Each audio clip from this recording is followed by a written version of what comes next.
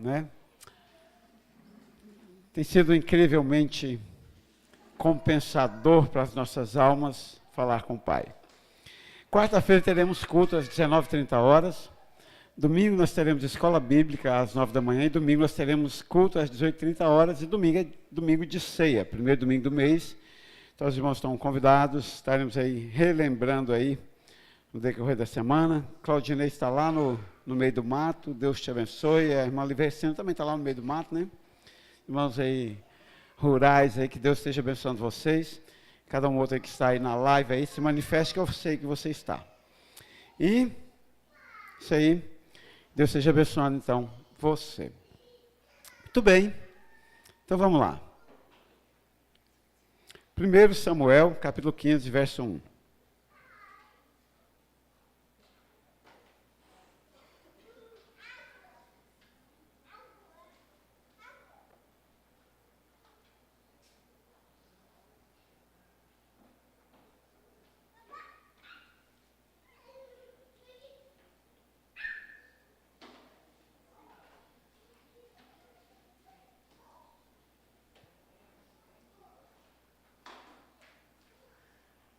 Um dia a gente está com o vaso de flor na cabeça, né, Preta? Vai falar que a gente é desequilibrado, né, Preta? A Preta viu.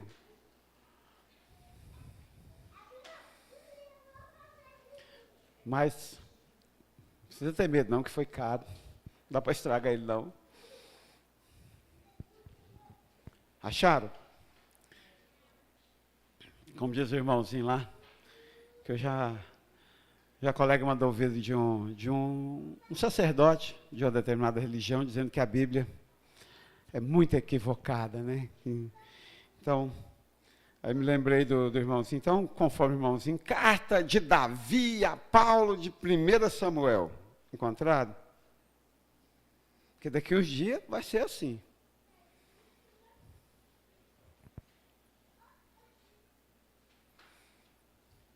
Aí, João, eu vou me matar o dia que nós chegarmos aqui, tiver a primeira carta do maldito Barrabás ao povo que mandou ele, que escolheu ele. Aí vai ser para acabar com o piquito do Goiás. Encontraram todos? Que não tem mais piada, não. Hoje o repertório... Eu vou ter que falar dos lustres. Então, beleza. Livro do profeta Samuel... No capítulo 15, no verso 1. Samuel também disse a Saul: o Senhor enviou-me a ungir-te para seres rei sobre o seu povo, sobre o Israel. Agora, portanto, atenta à voz das palavras do Senhor. Pai, te dou graças, eu te honro, eu glorifico o teu nome. Vem sobre nós, sobre nossos corações e enche-nos, ó Deus, de ti, Pai. Nome de Jesus, meu Deus. Faz a tua obra e dá-nos tua palavra. Nome de Jesus. Quarta-feira começamos, então, o capítulo 15 de 1 Samuel. Eu disse que o versículo 1 traz os dois personagens, os dois sujeitos do texto, Saul e Samuel.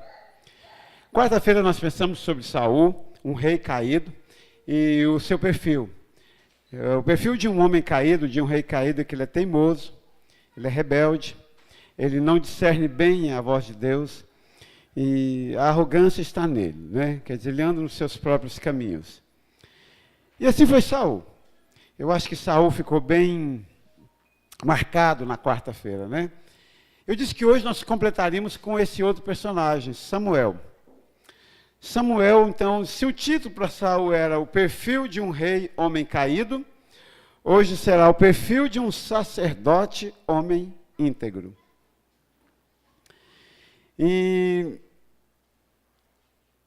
primeiramente, dizendo que essa função, ela é uma função terrena. No céu não haverá sacerdócio. No céu é um outro departamento, nem anjo, nem homens, nem ninguém poderá ser sacerdote no céu. Não há, biblicamente não há. É uma função temporária para distinguir função social. Mas Samuel, mesmo não ter nascido de uma linhagem sacerdotal, ele é escolhido especificamente para esta função. Mas a característica dele é de ser homem íntegro. Ele era íntegro. E como ele era íntegro em si, na sua natureza, na sua formação, que posso talvez dizer na sua educação, nos poucos tempos que passou com sua mãe e com seu pai, era um homem íntegro e foi um homem íntegro das suas primeiras aparições até a sua última aparição. Então hoje vamos pensar um pouco sobre este profeta, sobre este homem, sobre como era o perfil dele. Primeira coisa que eu anotei deste homem, deste sacerdote, da sua integridade, é que o texto deixa claro que ele unge e depõe reis. Nós até cantamos isso, né? Uma geração de Samuel que unge e depõe.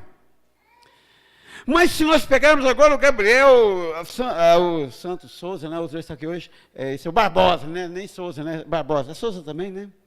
Mas se eu pegar agora o Gabriel Barbosa e dar um arroxo nele, o que é isso de depor e ungir? Mas ele é uma geração de sacerdote, temporário aqui na terra, mas ele faz parte. Como homem íntegro que Samuel era, ele tinha a unção vinda de Deus, de ungir e depor. Vamos ver aí, então, o que significa cada parte. E ungir o quê e depor o quê? Talvez seja uma das prerrogativas sacerdotais. Ungir, ele pegava uma botija, um vaso de óleo de unção e derramava sobre a cabeça de alguém, dizendo que daquele momento em diante o Espírito Santo de Deus habitaria nele para fazer isto ou aquilo. Ser sacerdote, ser profeta. No caso aqui de Samuel, ele tinha um ministério, um sacerdote muito específico e glorioso. Ungir reis. O primeiro rei de Israel, ele ungiu.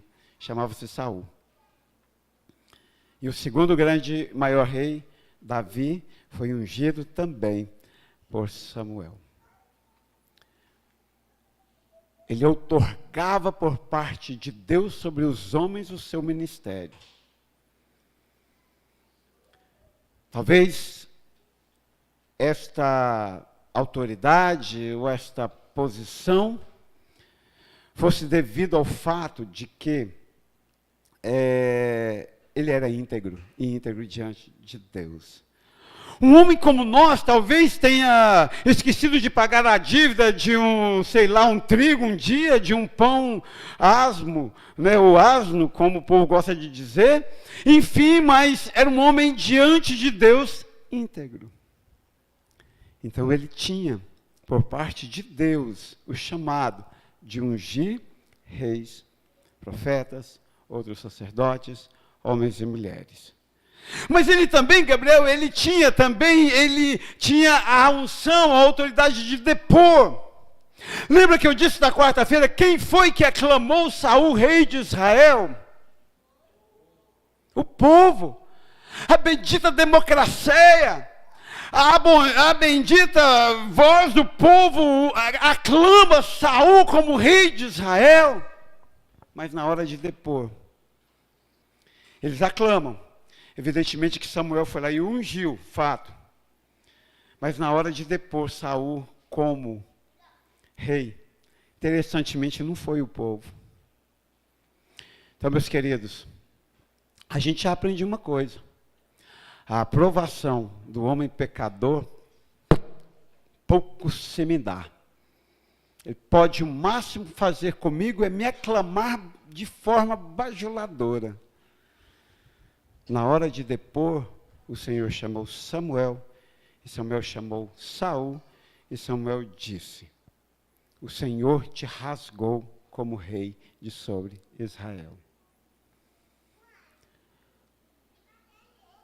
Sacerdote, homem íntegro, com unção, com a outorgação, com o chamado de ungir e de depor reis.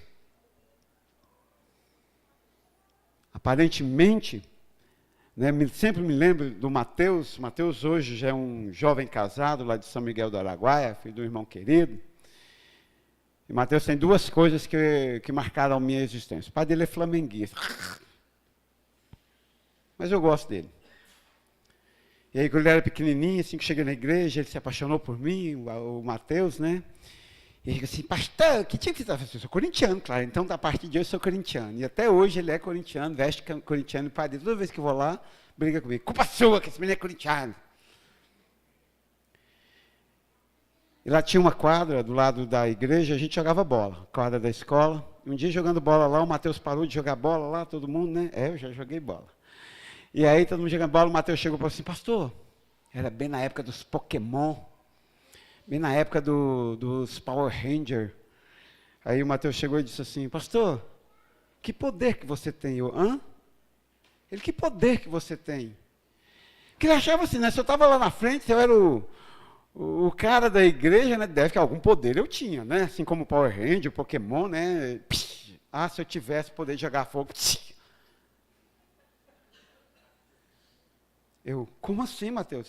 Qual poder que você tem? Eu levei umas 3 vezes para entender o que ele queria na mente de criança dele. Tá, entendi. Aí eu brinquei com ele, tem o poder de pensar. E para ele foi suficiente, ele continuou me idolatrando a si mesmo, e vida que segue. Mas a gente olha, às vezes, para o sacerdote e pensa, nossa, que poder, eu me lembrei disso, de que poder que Samuel tinha, de ungir e depor reis. Parece que é algo incrível, né? Mas é mais responsabilidade do que de poder em si. Aliás, quando nós sabemos, entendemos, e você precisa saber disso no momento, viu, João? Deus dá e Deus tira. Saul é uma prova viva de que Deus permite e despermite.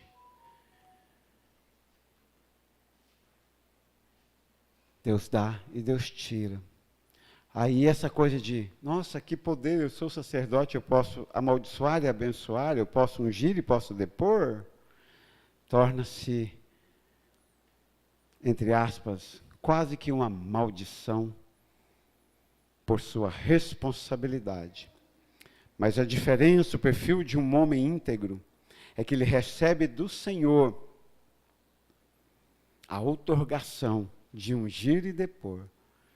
No nosso caso, na nossa cultura, não mais reis. Pensa comigo. Vem cá, a partir de hoje você é rei de Israel. Eu estou dizendo. Caramba, não é assim mais hoje.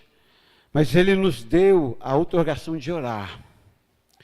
Se nós lermos a miúdo o capítulo 8 de Apocalipse, nós iremos compreender que a única coisa que faz os céus se silenciarem são as orações dos santos. Isso é o poder de ungir, isso é o poder de depor. E se nós lemos as palavras de Jesus nos evangelhos, nós compreenderemos que aquilo que a igreja amarra aqui na terra é amarrada nos céus, e aquilo, Vitor, que a igreja desamarra aqui na terra, é desamarrado nos céus. Então, por que não existem mais homens e mulheres íntegros com esse perfil de ungir e depor? E quando eu falar ungir e depor a partir de agora, vocês já esqueceram os reis.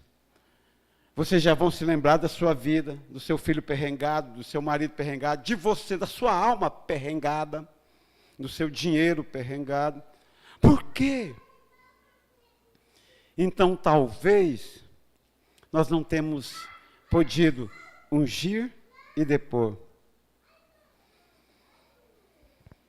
Talvez, Juliana José, porque nos falte a integridade correta e certa diante do Senhor que outorga a unção de ungir e depor. Mas eu queria, eu desejo, eu sonho com um dia que todos nós iremos olhar para o demônio infestando a vida de nossos filhos e dizer, apartai-vos, porque aqui não é seu lugar, sai de reto, Satanás, e ele tem que sair. Eu desejo o dia em que nós iremos orar pelo nosso salário, e isso terá efeito. Porque a palavra de Deus diz que os céus se silenciam, porque a palavra de Deus diz que a oração de um justo, que é um justo, a não ser um sacerdote íntegro, vale muito em seus efeitos. Eu desejo e oro por esta igreja, para que cada um de vocês possa olhar para a sua alma e dizer, alma minha, por quê? O problema de nossas almas deprimirem, estressarem, angustiarem, surtarem, não, o problema não é esse. Davi surtou e ele olha para si e diz, alma minha, por que te entristece dentro de mim? É o mesmo dia em que você possa olhar para a sua alma angustiada e depô-la, e dizer, sai. E dizer, eu sou filho de Deus. E dizer, eu te unjo como aquele que vence. Talvez o que nos falte seja essa integridade de Samuel. O perfil deste sacerdote, deste homem íntegro, outorgava-lhe diante de Deus a unção de ungir e depor. Você não precisa, meu querido, ungir e depor rei. Mas quando eu testemunho a sua vida, há tantas mazelas que deveriam ser depostas. Há tantos projetos de Deus que deveriam ser ungidos. Que eu me pergunto, onde está a tão desejada integridade que Deus propôs para você? E o que é ser íntegro, a não ser andar nos caminhos do Senhor? A não ser ter um coração humilde? A não ser o seu próprio sacerdote? A não ser inventar as suas próprias ofertas? Tozer, tem uma frase de Tozer que essa semana tem... É engraçado, quando Deus quer falar comigo com uma frase, com algo, um conceito, né? E eu acho que foi falei com algumas pessoas essa frase, e aí ontem veio no Facebook, memórias de 4 anos atrás, a bendita da frase, eu persegui, né? Não ouça um homem que não ouve a Deus. Viu, Aline? Não ouça um homem que não ouve a Deus. Viu, Gabriel? Vitor? Todos vocês. Não ouça uma pessoa que não ouve a Deus. Vá ouvir Deus. Vá ouvir Deus, Maria Eduarda. Vá ouvir Deus, Preta. Isso é integridade. Isso lhe dá a capacidade, a unção, a outorgação de Deus para ungir e depor. A segunda coisa que eu vejo no perfil deste sacerdote, homem íntegro, é discernimento do querer de Deus. Ora, Deus diz a Saul, vai lá e mata todo mundo à espada. Ele vai lá e separa o rei, os bois, o melhor ouro, as melhores roupas para sacrificar. Ele não discerne, falamos sobre isso na quarta-feira. Mas, incrivelmente, no versículo 14, Samuel tinha uma habilidade nata em si, ouvidos abertos. Eu sempre me perguntei porque João tantas vezes repetiu no Apocalipse de Deus, quem tem ouvidos para ouvir, ouça o que o Espírito diz à igreja. Hoje, na mais velha idade, concluo que ele dizia isto porque boa parte da população tem ouvidos, mas não é para ouvir, é só para coçar. Estou na campanha da minha sala de aula. Não coce o ouvido com a caneta, porque você vai pôr na boca, você vai prestar, o colega vai pôr na boca, não coce, porque todo mundo coça o ouvido, né? Ou tem que dar coceira as orelhas, né? Enfia o lápis, a chave. Já coçou sua orelha, Anderson, com a chave do carro? Já, todo mundo faz isso, né? Que nojo. Que nojo. O Lucas tem cara de coça e lambe. O pastor estava acontecendo esses dias. O João, esses dias, descobriu que existe comer catarro. Todo mundo, um dia, né? Coçou. Aí descobri, Vitor, que existem pessoas que definitivamente têm ouvidos, mas não são para ouvir, são só para coçar. Samuel, sacerdote, homem íntegro, ele discernia, ele ouvia, ele buscava o querer de Deus. Ele tinha discernimento, ele olha para Saul, diz assim, cadê o rei? Cadê o rei que você poupou? Traz lá. Traz lá, e ele o esquartejou diante de Deus. Que crueldade, nos dias de hoje seria um absurdo. Mas naquele dia foi simplesmente necessário. Mas naquele dia foi simplesmente o que Deus mandou.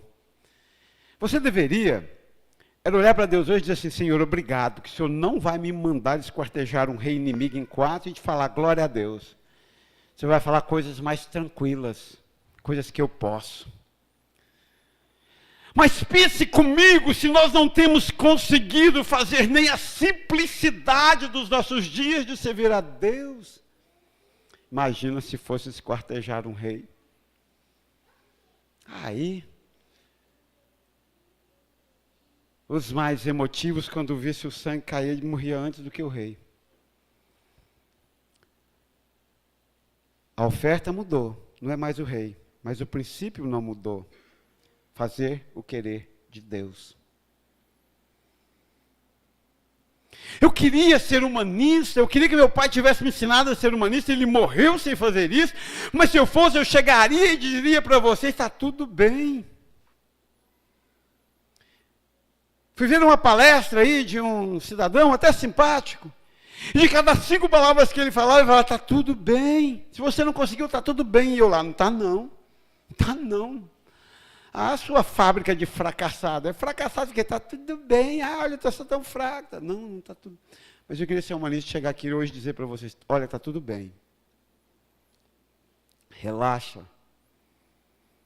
Que o amor de Deus é tão infinito que ninguém fica de fora. Que Ele faz o sol nascer sobre todos. Então, você está na bênção. Levei mais de 15 anos da minha vida cristã para começar a chamar o povo da igreja de irmão. Eu olhava assim: tem uns que não dá para chamar de irmão. Eu não era humanista o suficiente para concordar que todo mundo é irmão. Eu vejo os pastores, eu chego a ficar com inveja. Eu vejo os pastores nos cultos ecumênicos e falo assim: nossos irmãos católicos, nossos irmãos espíritas. Aí nessa hora eu oro: Deus, enfim, como diz o menino da escola, enfim, com espada no meu bucho quando eu falar isso. Eu sei que não é, eu estou mentindo. E o pai da mentira é Satanás. A integridade de Samuel estava intimamente relacionada ao fato dele discernir o querer de Deus, dele olhar para o tempo e saber se ia chover ou não. Claro, metaforicamente, as palavras de Jesus, quando diz aos apóstolos: vocês são tão insensatos, tão idiotas, que vocês olham para o tempo e sabem se amanhã vai chover ou não, mas não sabem discernir o tempo de Deus, meu querido. A integridade dele, deste profeta, homem íntegro, estava intimamente ligada a discernir o querer de Deus. O que Deus quer? Até discutimos isso recentemente com o pastor Carlos na live. É certo falar se Deus quiser? É relativo. É relativo. Irmão, ó, tem culto quarta. Vem no culto quarta, você automaticamente responde: se Deus quiser. E aí lá dentro do meu coração eu respondo automaticamente: não vem não, seu ímpio dos quintos dos infernos. Aí eu sorri para você: então vamos orar, né? Eu não sou muito humanista, mas eu estou tentando ser politicamente correto. Porque um crente que ainda não sabe que Deus quer que ele venha no culto quarta-feira, não dá para dizer muita coisa para ele mais. Usei um simples exemplo. Mas a maioria dos cristãos estão embaraçados em coisas que nem precisa de esforço para discernir. Não precisa de esforço para discernir. Precisa de exemplo? Não precisa de esforço para discernir que tem que dar dízimo. Não precisa de esforço para discernir que tem que vir aos cultos. Não precisa de esforço para discernir que tem que fazer leitura bíblica. Não precisa de esforço para discernir que tem que honrar o seu pastor.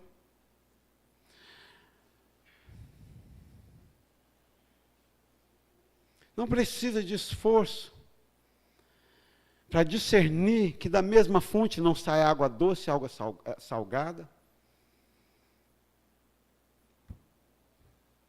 Precisa. Caramba! Se o menininho aqui está lá fora difamando a igreja e o pastor, Precisa de esforço para eu, como pastor, saber que ele não pode subir aqui e falar em nome de Deus na igreja? Falava isso que o pastor José, que foi cuidar do lanche, hoje. Não precisa de esforço. Eu, como pastor, eu tenho que saber disso. Você, como crente, como autodenominado filho de Deus, não deveria ter esforço para discernir que metade da sua vida é merda diante de Deus. Não deveria eu ter que te falar, a ponto de você ficar de bico comigo. Não deveria, porque isso é o básico. Mas aí a gente cai na caçapa de pau. Você não está entendendo o leite, vai entender a comida sólida. Aí está explicado por que milenismo, abre selo, fecha selo, depõe, unge. Meu Deus, nós não estamos dando conta do arroz com feijão. Põe na sua mente que o maior passo que um homem, um filho, uma mulher, uma filha de Deus dá é aprender a discernir o querer de Deus. E aprende que o básico não precisa de esforço. Guarda as suas energias, porque, como diria a piadinha do Instagram, está vindo coisa grande. Se abriu o selo, se não abriu o selo, se tocou trombeta, se não tocou trombeta, se derramou o cálice daí, se não derramou, uma coisa é fato. O mundo está pegando fogo. E não pense você que você vai ficar de fora não, porque você está no mundo. O único jeito é você pular fora do mundo, não tem jeito. Se bem que se eu falar isso para o Elon Musk, ele ri da minha cara, né, Lucas? Ele fala assim, eu tenho foguete, eu casco fora desse mundo. Ah, não, sim, então, vou mudar a minha fala. Para ser contextualizado. A não ser que você seja o Elon Musk, que tem um foguete para cascar fora daqui, quando isso aqui pitimbar, dá um jeito na sua vida. Porque o mundo está pegando fogo. Chegou o tempo de adquirirmos o perfil do sacerdote íntegro diante de Deus. Primeiro lugar, ele unge e depõe. Você deveria ungir e depor. Segundo lugar, ele tem discernimento do querer de Deus. Você deveria ter discernimento do querer de Deus. Eu acho que já dá. Terceiro lugar, ele não teme o querer de Deus. Ele foi lá simplesmente. Acho interessante porque o povo não queria que matasse Agag, não queria que matasse os bois, não queria que matasse soldado. Te falar um trem, na dívida que eu estou, no fracasso financeiro que eu estou, no buraco que eu estou, eu fico imaginando, quase entendo Elaine e aquele povo.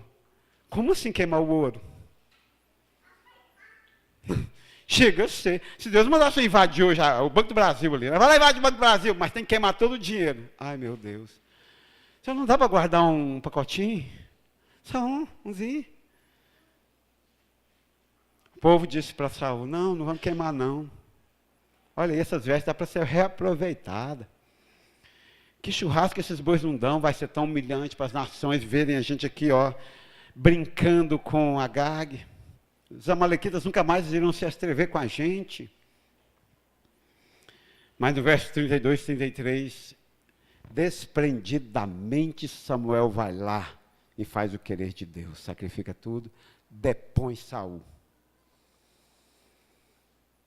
Gosto de pensar que pelo menos uns 5 dias por semana, não dá para ser 7, não consigo ainda. Mas eu gosto de pensar que pelo menos uns 5 dias da semana eu durmo com a consciência tranquila de ter feito aquilo que tinha que ser feito. Eu penso que esse foi um dia de Samuel. Cara, no mesmo... Não, pensa comigo. O homem, sacerdote, perfil íntegro. Numa só tarde, ele mata o rei amalequita, esquarteja, mata o boi, mata tudo, queima o ouro, queima tudo e oferta a Deus. Já era invejável. Mas na mesma tarde ele vai lá e fala assim, Saul, pega o seu banquinho e saia de fininho, porque o Senhor Deus de Israel ungiu o teu vizinho que é melhor do que você. Eu odeio Samuel, eu queria ter feito isso. Agora veio uma ponta de inveja aqui no meu coração de Samuel, porque eu queria, Fábio, ter falado isso para Saul. Casca fora, seu imbecil, porque Deus ungiu o teu vizinho que é melhor do que você. Numa mesma tarde, ele fez o querer de Deus contra. Vale ressaltar, Reginaldo, que foi contra a voz do povo. Porque o povo aclamava a Saul, e o povo quis Agag, quis o boi, quis o ouro e quis as vestes que eles haviam angariado na batalha. Então, Juliana, José, ser íntegro diante de Deus é não ter medo de fazer a vontade de Deus. A vontade de Deus para mim foi olhar para a minha família e dizer assim, eu não vou mais nas suas festas de baixaria e não bebo mais. Não tenho medo disto. Aí nós fomos, eu e Tereza, já contei para vocês, numa festa de aniversário de um dos sobrinhos, que eu não me lembro quem foi, lá na roça. E aí mulher é sempre mais frágil, né? A gente pode pegar ela na academia e bater, que não dá nada. Se tiver dinheiro, a gente vai para Dubai e fica lá, até a Polícia Federal pegar, né? Rodou que nem Ben 10 o menino. Mas aí pegaram a Tereza, um dos meus irmãos pegou a Tereza, segurou, o outro veio, abriu a boca dela e despejou um copo de cerveja. Eles não fizeram comigo. Porque eu não poderia fazer mais nada, eu era o mais novo dos homens. Mas foram nela, porque ela não teria muitas reações violentas. Ela ficou parada, eles despejaram o copo de cerveja na boca dela, riram, ela não falou nada, quando eles terminaram, ela só olhou e disse, vocês estão achando que esse copo de cerveja é maior do que o meu Jesus? Nós nos recolhemos, fomos embora, e passamos mais de 7 anos sem ir em nada, nenhuma reunião de nossas famílias. Estávamos ali na igreja. Hoje, estão todos lá, reunidos na oração de segunda-feira. Pelo nosso silêncio e nosso testemunho. Então, querido, você tem medo de falar para os seus parentes, não, essa baixaria, essa pinga, essa droga, os meus filhos vendo isso? Não, não vou, não quero. Você tem medo de dizer para o seu próprio corpo, não? Você tem medo de dizer não? Você é tudo, menos íntegro diante de Deus. Perfil de um sacerdote. E você, em tese, é um sacerdote, porque ele nos comprou para reinos e sacerdotes. Então, em tese, você é um sacerdote, íntegro ou não. Então, eu poderia até dizer assim, você pode ser um sacerdote Samuel ou um sacerdote filho de Eli. Poderia até dizer mais no meu hebraico, você pode ser um sacerdote Samuel, você pode ser um sacerdote Vinícius, filho de Eli, ou Sidney. Se você quiser também, você pode ser um sacerdote filho de Arão. Se você já leu a Bíblia, sabe o que aconteceu com cada um desses. Podemos ser sacerdotes íntegros ou não íntegros. O que não dá é para dizer para Deus, Deus, eu sou íntegro e você não está fazendo nada, quando eu não sou.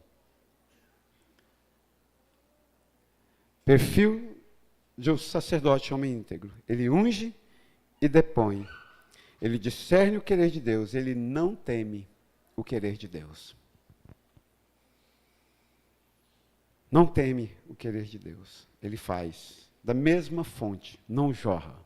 A Bíblia diz que da mesma fonte não jorra água doce e água amarga. E para terminar, em quarto lugar do perfil deste homem, se o quarto lugar do perfil de Saul foi que ele não falava com Deus, e eu estou chocado, estarrecido, perplexo, o que você quiser, com a leitura deste ano, ao compreender que não achei nenhuma narrativa de Deus falando com Saul diretamente. O que Saul compreendeu de Deus foi o que os profetas diziam para ele, ao ponto de quando não tinha mais profeta, o desespero foi tanto de não ouvir Deus que foi consultar a macumbeira para incorporar o espírito suposto de Samuel para saber o que Deus iria falar. Esse é o cúmulo do absurdo desespero. E todas as vezes que Deus mencionou Saul, ele o menciona na terceira pessoa do singular, ele. Não havia uma relação pessoal entre Deus e Saul. Não havia intimidade entre Deus e Saul. Por isso Saul era um rei caído. Mas Samuel é diferente. É um sacerdote, um homem íntegro. E o que marcou a vida de Samuel é que Deus falava com ele. Foi assim no templo: Samuel, Samuel. E aí, no capítulo 3, no verso 10, Samuel responde: eis-me aqui, Senhor.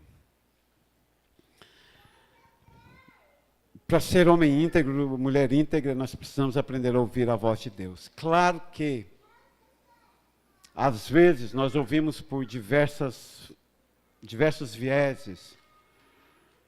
Me lembro de uma coisa da Elaine, quando ela chegou à igreja, estava no auge da pedagogia dela.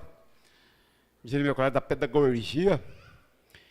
E na pedagogia se fala muito em questão de vozes. E ela falava assim: olha, pastor, uma das dificuldades que eu tenho que são tantas vozes, a gente ouve tanta coisa, de tantas coisas diferentes.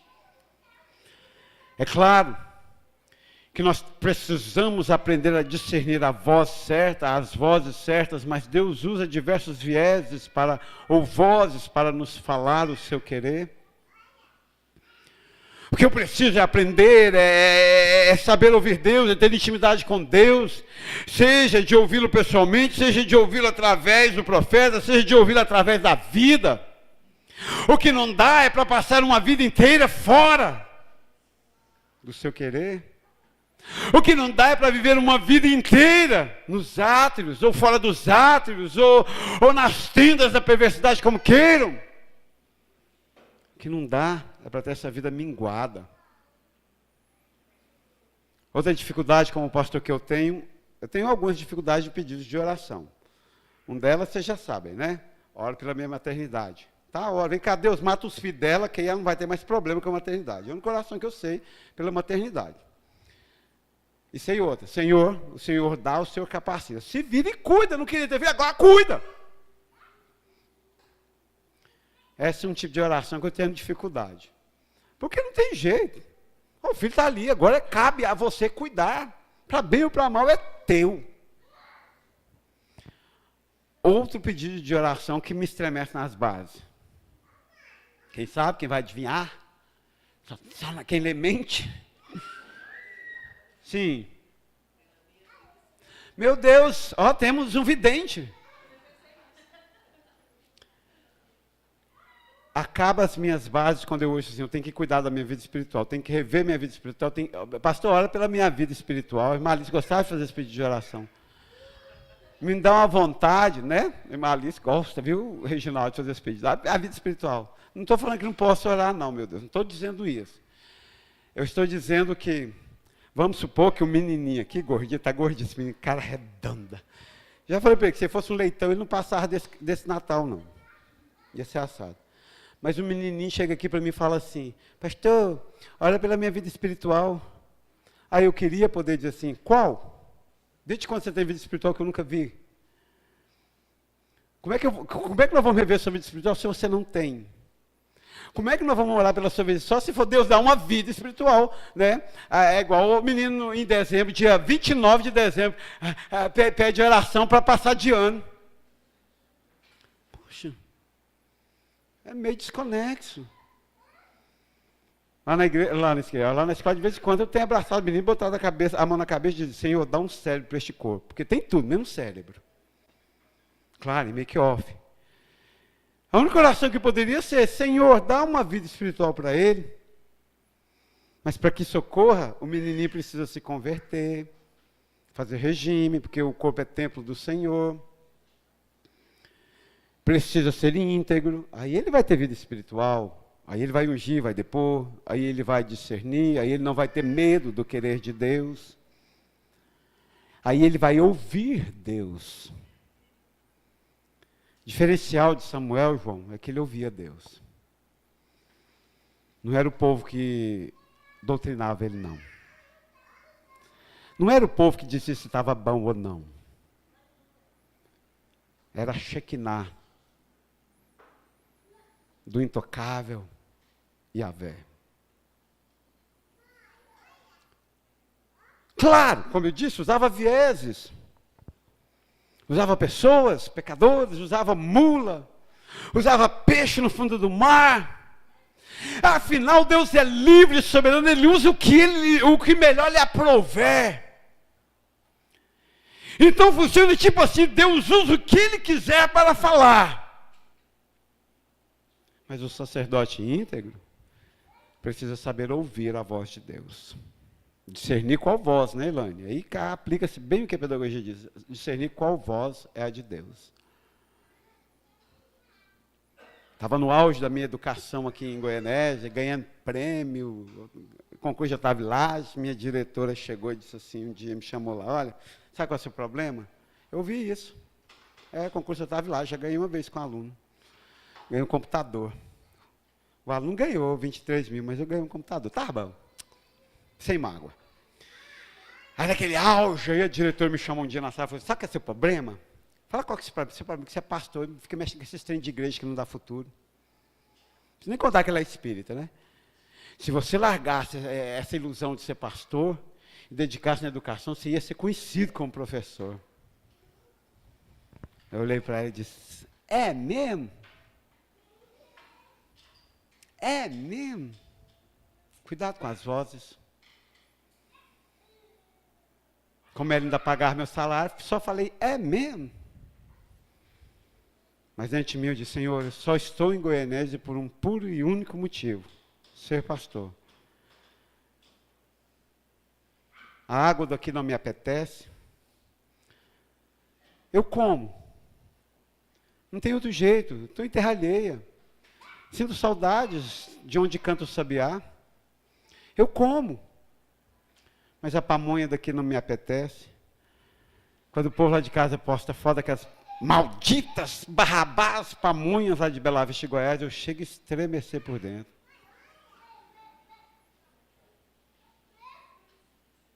Mas tem um motivo para eu estar aqui. Ser pastor deste lugar e de quem aqui ficar. Como assim então? É só eu largar isso aqui que eu vou ser famoso como professor? E eu? Vou virar o quê? Mais um desses vazios, deprimidos, surtos. Eu estou sentado! Era. Porque ia arrancar de mim aquilo que me faz ser humano. Preciso discernir a voz. A integridade de Samuel estava intimamente ligada. Ou a força propulsora da sua integridade era a voz de Deus no seu coração, sem intromissões, sem perrengues, sem ter que traduzir. Um homem de Deus precisa ser lapidado por Deus. E quando eu penso nisso, em Samuel, em ser lapidado por Deus, encerro contando uma historinha que eu li recentemente para fazer uma prova. Quando Freud era psiquiatra, trabalhava a nível de neurologista, fazia experiências, experimentos, e me encantei com essa história. E aí um dia ele estava fazendo lá suas hipnoses e anamneses com uma paciente, a senhora M. E a senhora M, e ele interpelando ela e parando ela para perguntar isso, aquilo, ela pegou e falou assim, para doutor, deixa eu falar, eu preciso falar, deixa eu contar a minha história. E ele percebeu que ele mais atrapalhava os pacientes do que ajudava. E aí, desta conversa da paciente, ele começa a desenvolver o que hoje chama-se psicanálise. A psicanálise é fruto dessa história de Freud com a paciente. Dela, para e me ouve. E ser psicanalista nada mais é do que aprender a ouvir. E aí Freud, nesse meio tempo, ele compara, quando então ele formula as teorias da psicanálise, e ele precisava dar uma justificativa, porque havia abandonado a psiquiatria e passado para a psicanálise, que parece tão inferior. E ele diz, que lá a Bíblia diz que aquilo é o colo de Deus, né? O que te dá segurança? Né? Há uns anos atrás, o Zé pregando e o João, quando a igreja era outra, ele do lado de fora, na grade do vitrô, chorando e chamando o Zé, né? Aí eu falei para as meninas, case com um rapaz que olha para você como o João olha para o pastor. né? O dia que você encontrar segurança no colo de Deus, como o João encontra no colo do seu avô, você será um íntegro. Mas voltando a Freud. Aí Freud, Jacera, precisava explicar por que ele havia deixado a psiquiatria um trem tão mais superior do que a psicanálise. E ele conta a seguinte história. A psiquiatria é como o artista ou o pintor. A psiquiatria, ele pega a tela em branco. Ele não quer conhecer a tela. Ele pega um pincel, pega cores e começa a pintar o que ele deseja, o que ele acha que aquela tela deveria ser. Então ele dá um Rivotril, ele dá uma Ritalina, ele dá isso aqui, ele acrescenta ao indivíduo para que o indivíduo se sinta ou possa voltar a se sentir alguma coisa. A psicanálise é também como um artista, mas não o pintor que coloca coisas na tela, acrescenta coisas na tela. O psicanalista, ele é como um escultor. O escultor, ele não põe coisas na sua peça, ele tira. Ele vai lá e pega a pedra bruta e começa a tirar lascas. Ele começa a tirar coisas, até que naquele tirar isto e aquilo, tirar um pouco aqui, um pouco acolá, a pedra se torna na forma que deveria ser, ou na forma bonita, ou na forma que vem. Então ele diz, achei na psicanálise algo mais belo do que na psiquiatria. Não quero colocar coisas nas pessoas para elas se sentirem bem. Eu quero retirar aquilo que as fazem sentir-se mal. Sabe, Cálida? Tem até uma musiquinha bonitinha que a gente canta, né? O pintor do mundo está pintando a minha história. Não, cantoria, morri de inveja da minha afinação. Né, Lucas? A gente até canta, até bonitinha. Mas desde que li essa história, eu pensei, meu Deus, está errado. Deus não quer acrescentar nada na minha vida para eu ficar feliz, não. Ele está tirando. Ele está me moldando, ele está me lapidando. Pasme você. A lapidação de Samuel para chegar a esse ponto começou no ventre, quando sua mãe era estéril e ela chorava no templo por um filho.